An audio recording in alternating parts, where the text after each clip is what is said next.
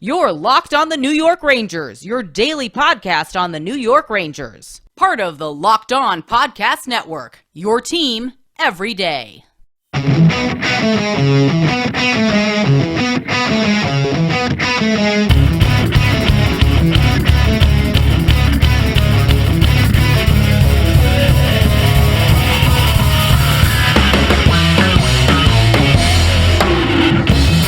Welcome back, Blue Shirts fans, to episode number 577 of the Locked On New York Rangers podcast. I'm your host, John Chick.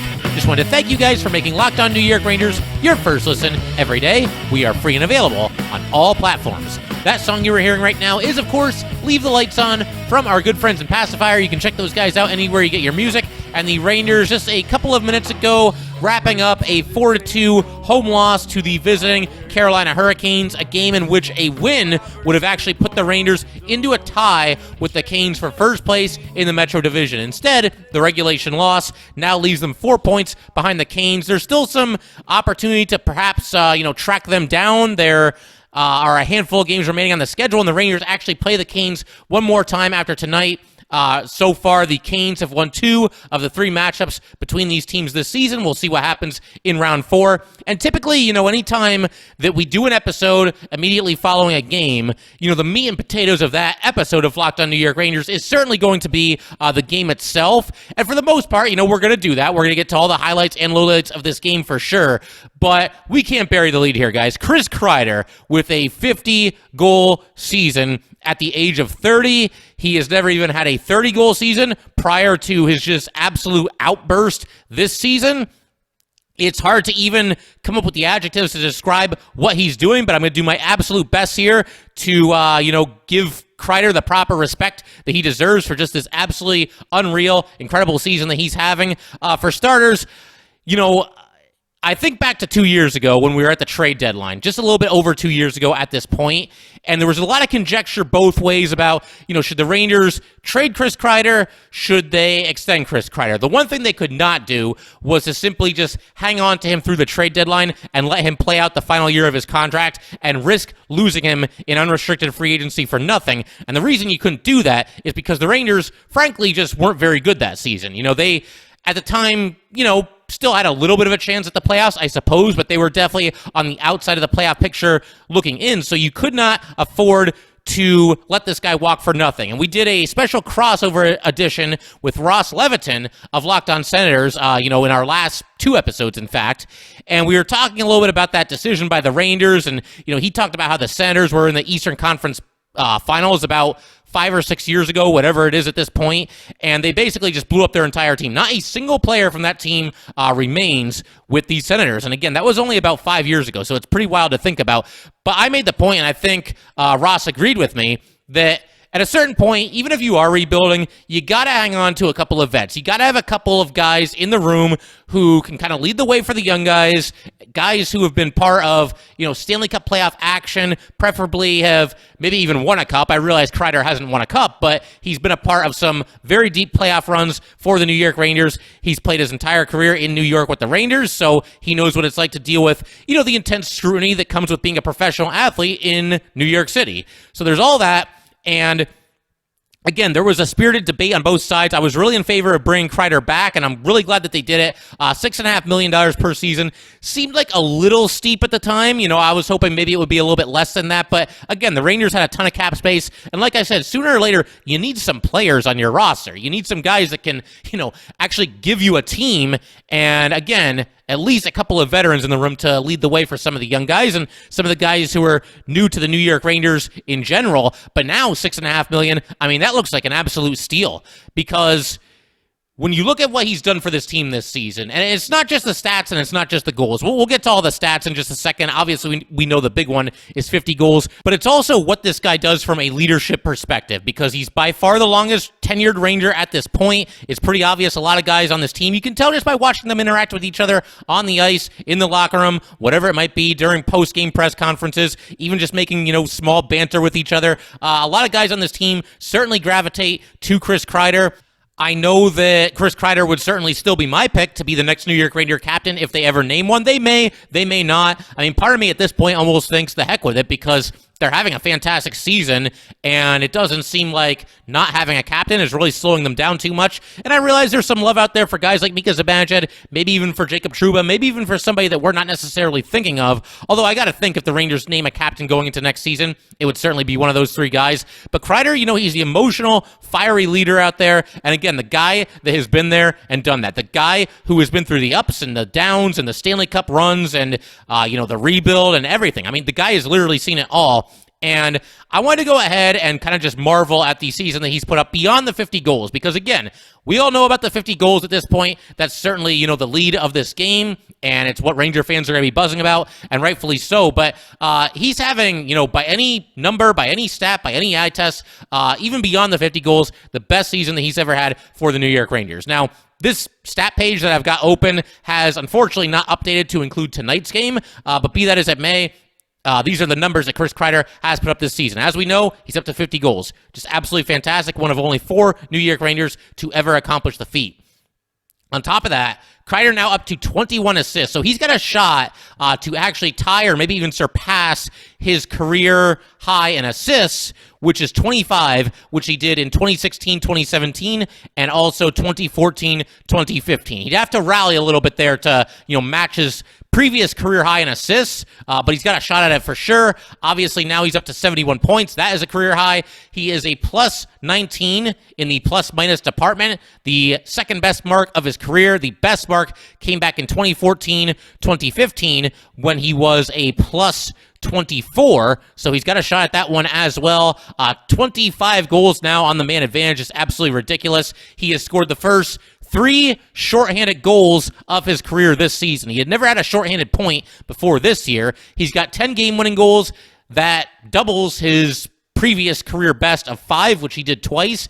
He's got a career-high 231 shots on goal and a career-best 21% shooting percentage. And that's crazy. I mean, really think about that. This guy is scoring on 1 out of every 5 shots that he takes. And I realize part of the reason for that is a lot of his goals come on deflections and stuff in tries from the doorstep. But be that as it may, scoring on once every 5 times that you shoot the puck is very, very impressive no matter how you're doing it. And that isn't to say that every single goal that Chris Kreider scores is, a dirty goal. He's scored some beautiful goals this season. Goals number 48 and 49 were both snipes. I mean, they weren't necessarily dirty goals, but I think it was pretty appropriate that his 50th goal tonight came with him, wreaking havoc in the crease and just instinctively finding a loose puck and just stuffing it into the net. That goal came, by the way, with the Rangers down by 2 late in the third period. They were down 3-1. They had pulled Igor Shesterkin with a minute and change remaining.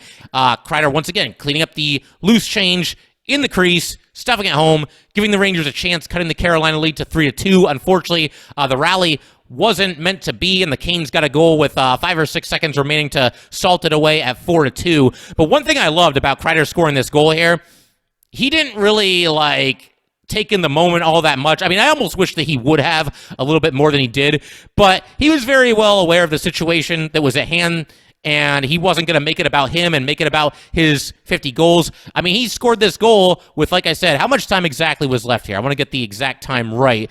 There was 1 minute and 38 seconds left when Kreider scored this goal, and the Rangers were still down 3-2 at this point, and so he celebrated with his teammates like always, but he was wearing the game face. I don't even think he smiled. He just skated right back to center ice and got in position for the faceoff and was ready to go and try to get the Rangers the equalizer. So you just love that from Chris Kreider. He's not going to make it about himself. Just a team-first guy, a really good guy away from the ice. He does tremendous work with the Garden of Dreams Foundation. Just so cool to see Chris Kreider, again, one of the good guys in hockey, reach the 50-goal plateau against all odds, defying all expectations that could have possibly been had for him this season. And, man, we just, as Ranger fans, the only thing that we can hope is that the best is still to come, because obviously the Rangers are going to be in the playoffs, and you just hope that he can keep scoring at the kind of clip that he is right now, or at least close to it. And if he does, obviously that's going to bode very, very well for the Rangers' chances of making a deep run in the postseason this year. I feel like I could talk about Chris Kreider all night. We do have a game to get to. And then maybe on Friday's episode, we'll spend a little bit more time talking about Kreider and just the impact that he's had on this team overall. Obviously, Friday's episode will not be a game recap episode, so we'll keep that open. And like I said, maybe dive a little bit more into some of the top highlights of Chris Kreider's season. That's not going to be easy to figure out because the guy's got 50 goals, but we'll try to, pinpoint some of the best moments of Chris Kreider's season. Like I said, we're going to get to the Rangers and Canes game, all the highlights, all the lowlights in just a second. But first, I just want to let everybody know that today's episode of Locked On New York Rangers is brought to you by HelloFresh. With HelloFresh, you get farm fresh, pre-portioned ingredients and seasonal recipes delivered right to your doorstep. Skip trips to the grocery store and count on HelloFresh to make home cooking easy, fun, and affordable. That's why it's America's #1 meal kit. Get farm fresh, seasonal produce, and easy-to-make recipes delivered right to your door every week. Ingredients travel from the farm to your doorstep in under a week, so they always arrive fresh, all without a trip to the grocery store or farmer's market. I always like HelloFresh because it allows me to make dinner quickly and easily and always make sure I'm ready to go and ready to watch the Rangers when the puck drops, usually at 7 p.m. Go to HelloFresh.com/LockedOn16 and use code LockedOn16 for up to 16 free meals and 3 free gifts. Go to HelloFresh.com/LockedOn16 and use code LockedOn16 for up to 16 free meals and 3 free gifts.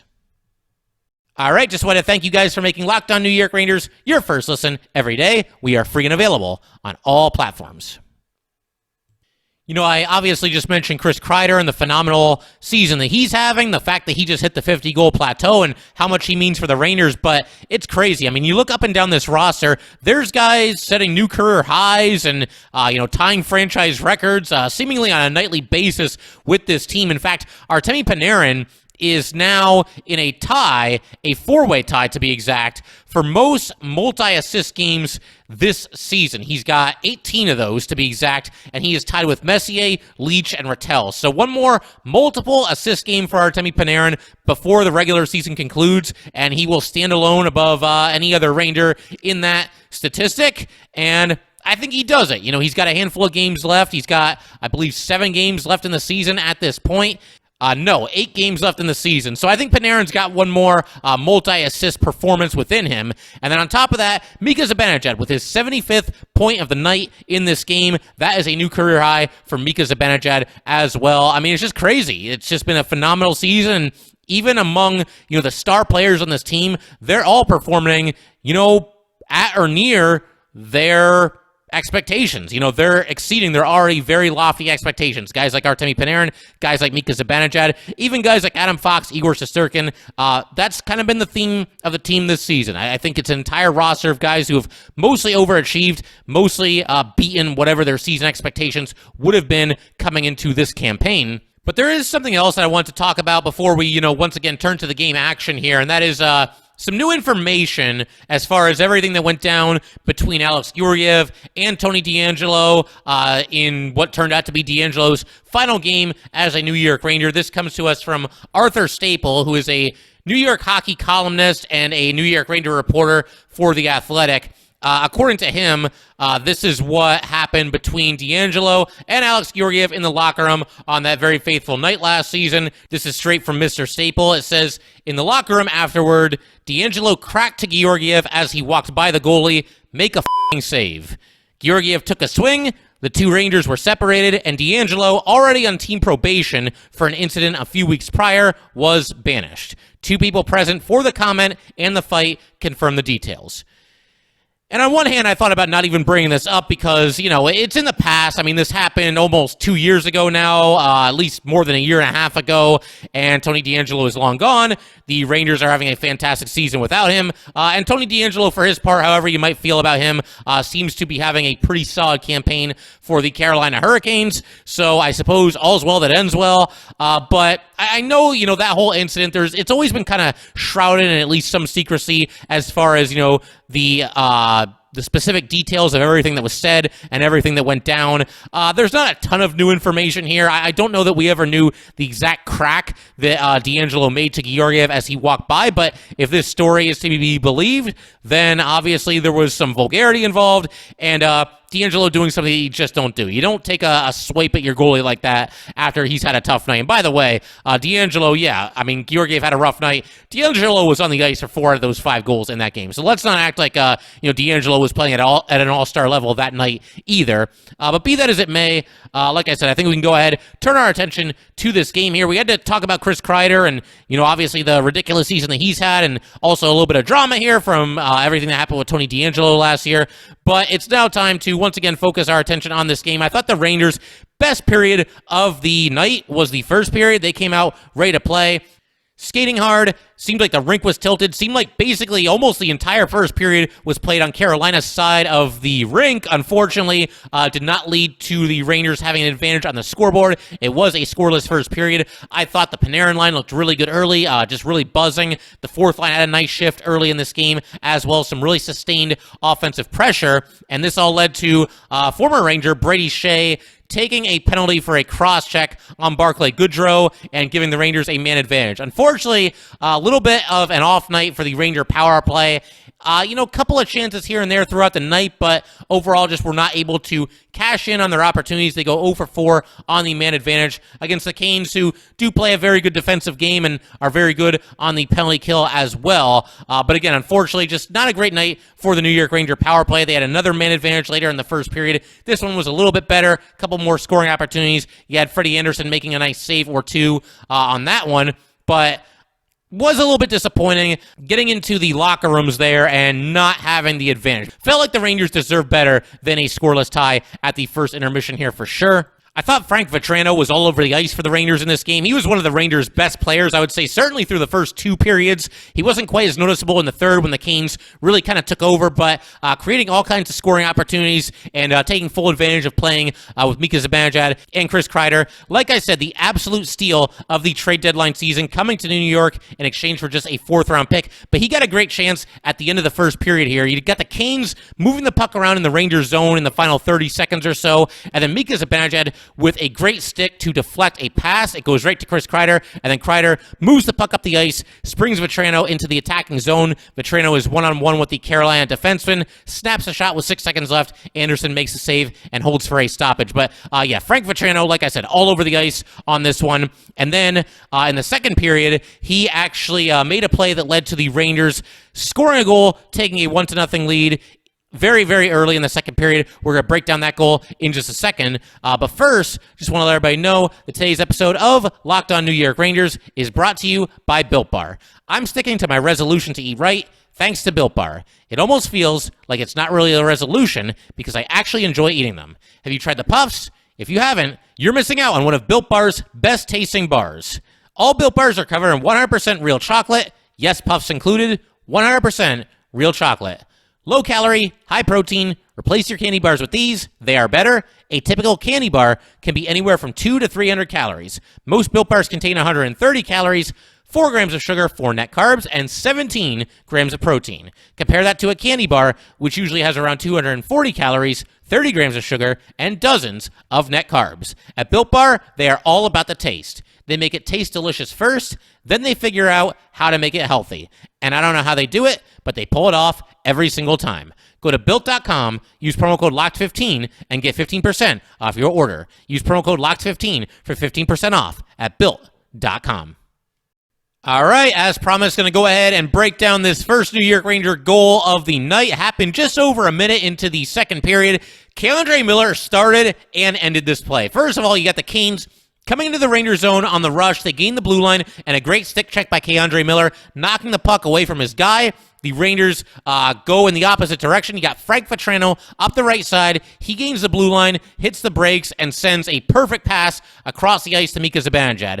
This is a long pass, and it had to be absolutely perfect because there was a Canes defenseman there, just missed getting his stick on it, but Vatrano really threaded the needle here with just an outstanding pass. And, with Vatrano, certainly the first thing that comes to mind when you think about his offensive game is his shot, and rightfully so. He's got an absolutely lethal snipe. He can score from seemingly anywhere on the ice and is not afraid to take advantage of having a really good shot. We've seen that multiple times with the Rangers where he'll just throw the puck on net and often score, or at least come close to scoring with that lethal shot that he has. But I will say, this guy has made some really, really nice passes since he's joined the Rangers, and this was one of them. This might have been the best one that he's made so far because, like I said, very, very small window to fit this puck into to keep the play alive. And a very long pass. Like I said, he was along the boards on the right side, got to Mika Zibanejad along the boards on the left side, and did so while keeping it just out of the reach of a Carolina defenseman.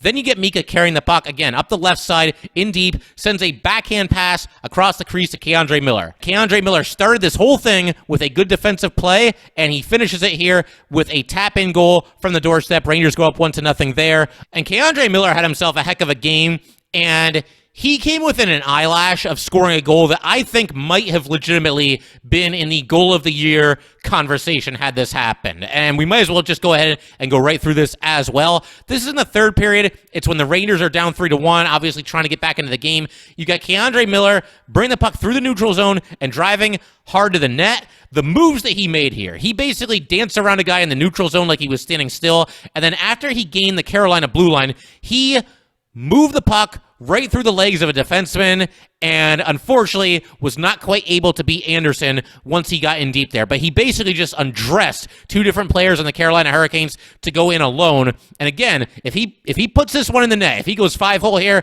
it is a legitimate goal of the year nominee. And not just for the Rangers, I'm talking about for the entire NHL. And then you've got Tony DeAngelo taking a slashing penalty, but the play continues, and K'Andre Miller gets to the puck behind the net and throws it toward the front, and it actually hit the post, shooting from behind the net. So that was kind of interesting. Strome had a chance to potentially bury the puck while this was still a delayed penalty against the Canes. Unfortunately, his shot got deflected away. Rangers get to the power play, but like I said, just was not a good night for the Ranger man advantage, and in fact, Ryan Strome ended up hooking his guy just 38 seconds into the power play here, so it didn't last very long, and the teams ended up skating 4 aside for the next minute and 22, and the Rangers were not able to convert there and remain down 3-1 at that point in the game.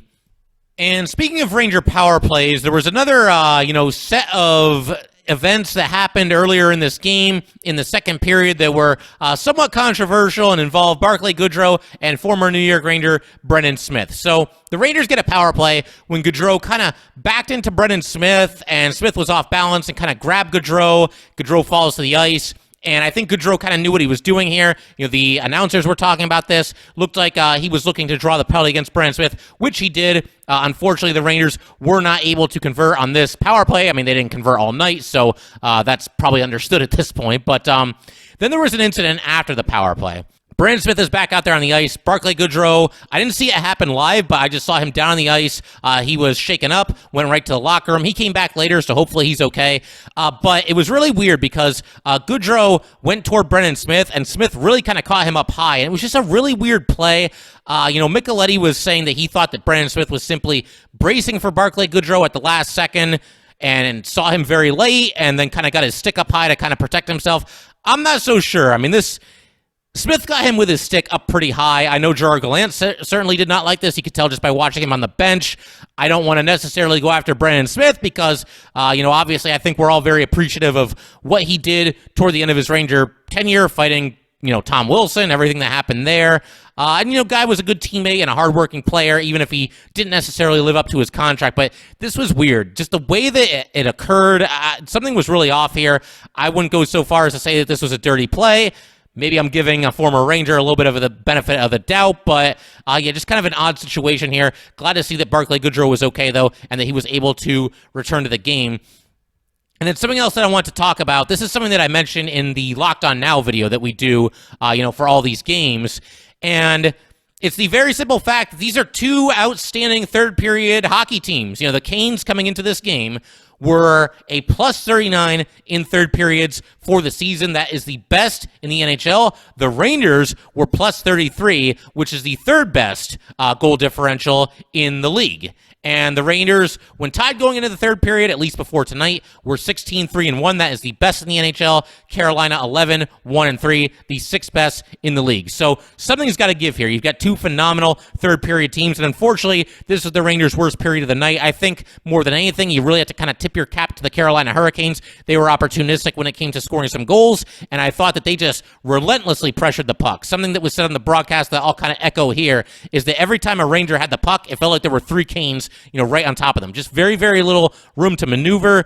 very few chances to get anything going, and as much as the rink was tilted in the Rangers' favor in the first period, I thought the opposite was true here in the third period, or at least the vast majority of the third period. Rangers started to get it going a little bit toward the end, obviously didn't give up, and got back into the game toward the end when Chris Kreider scored that goal, gave themselves a chance. Nice to see that never say die attitude coming from the New York Rangers, but just too little too late. And my hope is that this is just kind of a lesson for the Rangers. And again, they've been a really, really good third period team this season, but the Canes apparently are the absolute best in the league at it, which isn't that surprising, given the style of hockey that they play and, given the quality coaching that they receive.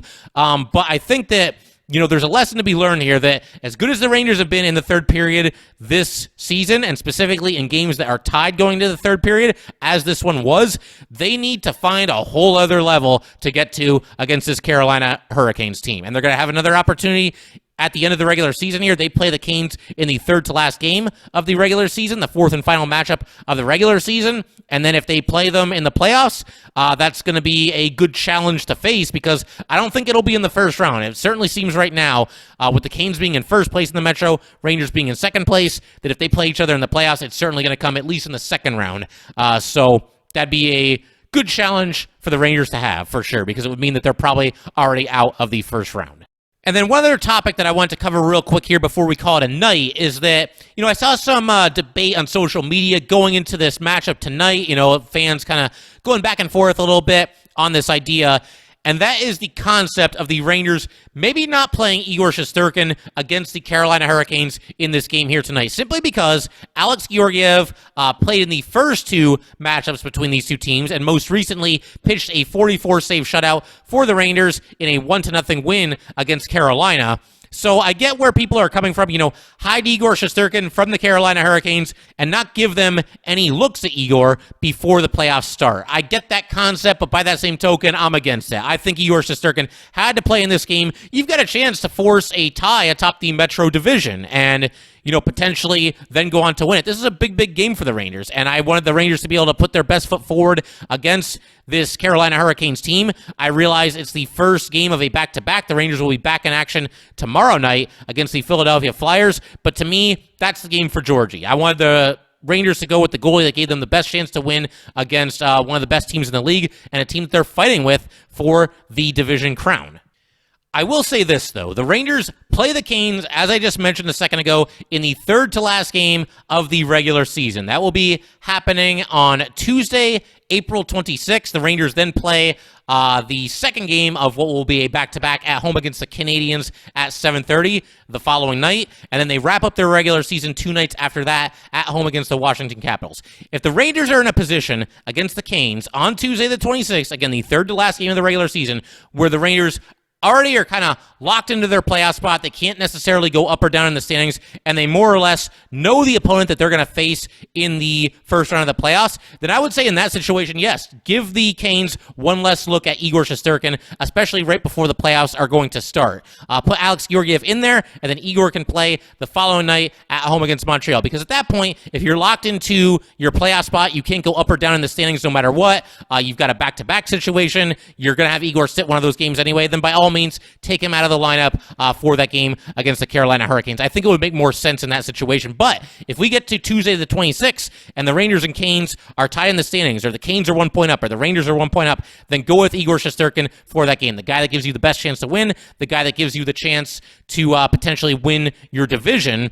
And I understand there's some Ranger fans that might be concerned about winning the division because it could mean that you end up facing the Tampa Bay Lightning, and nobody wants that. I understand that, but to me, you play to win, and you can't be afraid of success. You can't be afraid of winning your division and, giving yourself a good seat in the playoffs and giving yourself home ice advantage for the first 2 rounds of the Stanley Cup playoffs. So that's my thoughts on that whole situation, and I think that's a pretty good way to wrap up this night. Again, an unfortunate third period for the Rangers, kind of did them in. Not the kind of loss that's going to stick in your craw for too long, I don't think.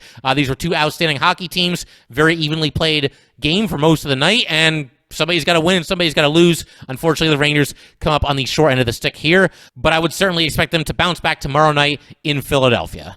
That will pretty much do it for tonight, though, guys. Once again, if you'd like to get in touch with this podcast, please send an email to lockedonnyrangers@gmail.com. Once again, that is lockedonnyrangers@gmail.com, and definitely give us a follow on Twitter as well, at @LO_NY_Rangers.